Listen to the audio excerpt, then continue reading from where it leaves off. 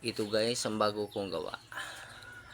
Kanina pa yan natapos dahil kanina pa dumating yung in-order ko na pump. Kaya inilagay ko agad. Ito na siya ngayon. Magpasensya na kayo sa nilalagyan ko kasi masyadong madumi. Ititesting ko yan bukas kung gaano kalakas. Ito na siya. Okay, bolt action yan. 90 cm yung ano niya, barrel niya. Sobrang haba talaga.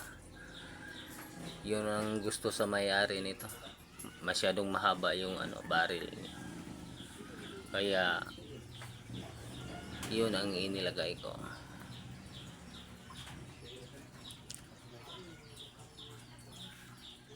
Thank you guys sa pagtingin nyo sa ano ko, gawa ko.